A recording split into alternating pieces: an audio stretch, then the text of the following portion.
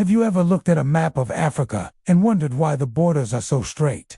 It's like someone took a ruler and just drew lines across the entire continent. Well, that's not far from the truth. This is the story of how an entire continent, home to thousands of cultures and languages, was carved up by a handful of European powers in just a few decades.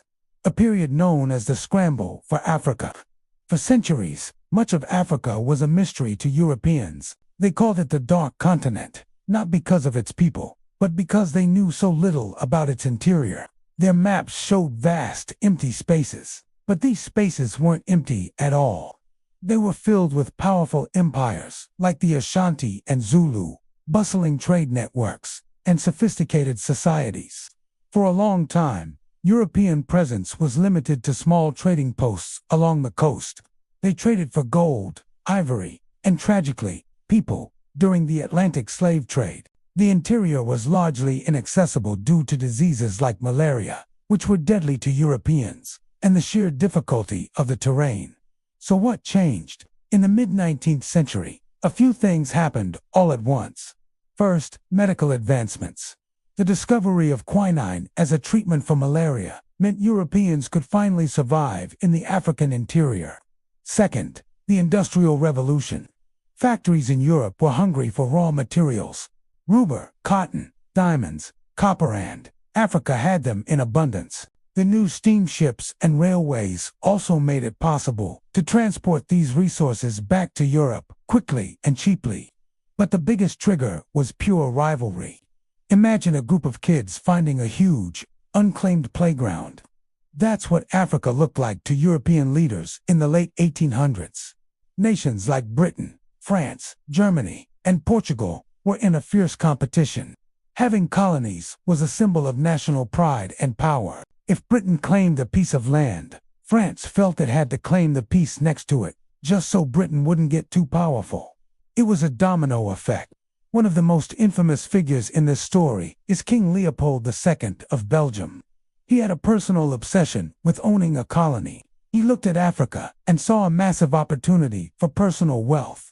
Under the guise of a humanitarian mission to civilize the locals and end the slave trade, he convinced the world to let him control a huge territory in the heart of Africa, an area 76 times larger than Belgium itself.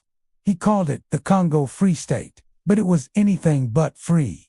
It became his personal slave plantation. The local people were forced to harvest rubber under brutal conditions. If they failed to meet their quotas, they faced horrific punishments.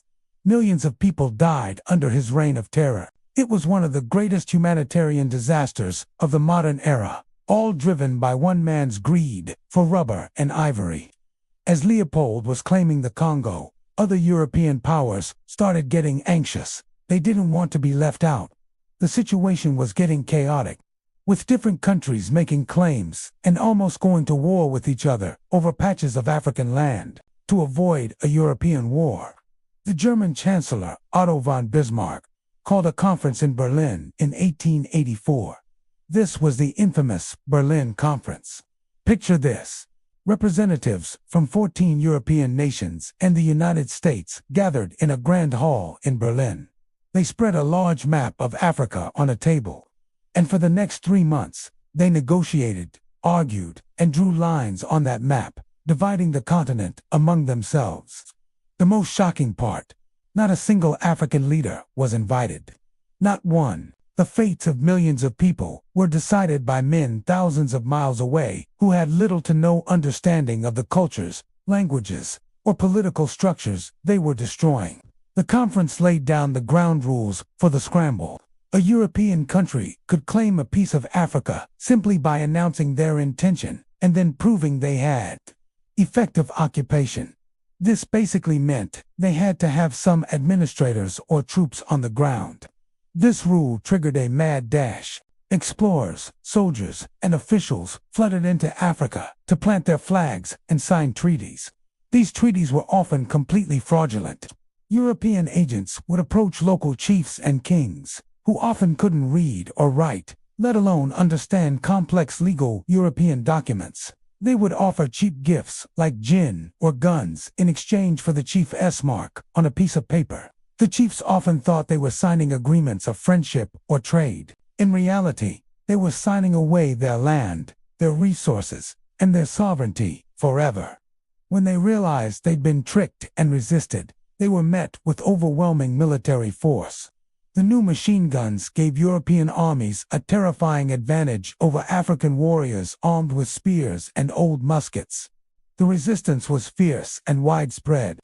Leaders like Samori Tours in West Africa fought the French for years. The modest war in Sudan was a major conflict against British and Egyptian forces. In Ethiopia, Emperor Menelik II cleverly played the European powers against each other.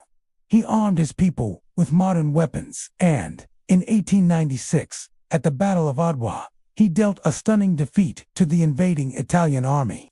Ethiopia became a symbol of hope and resistance. One of the only two African nations to remain independent through the Scramble, the other being Liberia. But these victories were the exception. By 1914, just before the start of World War I, over 90% of Africa was under European control. The straight lines drawn in Berlin had become hard realities. These new borders were a disaster.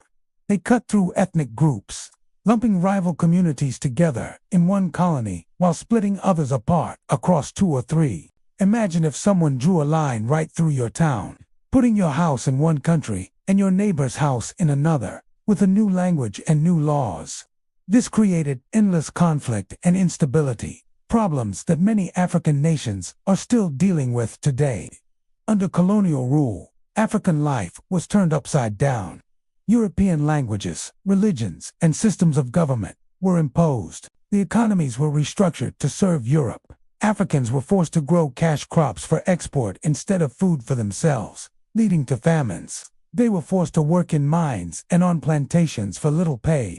The wealth of the continent was siphoned away to Europe, while its people were left impoverished. The legacy of the Scramble for Africa is complex and painful. While colonial powers did build some infrastructure like railways and hospitals, it was always to serve their own interests, to extract resources and control the population.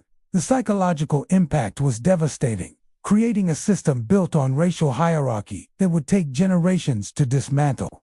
The arbitrary borders and the divide and rule tactics used by colonial powers fueled ethnic tensions that erupted into civil wars long after independence was achieved in the mid-20th century. So, the next time you look at a map of Africa, remember that those straight lines aren't just lines, they are scars. They tell the story of a time when an entire continent was treated like a cake to be sliced up and served to the powerful.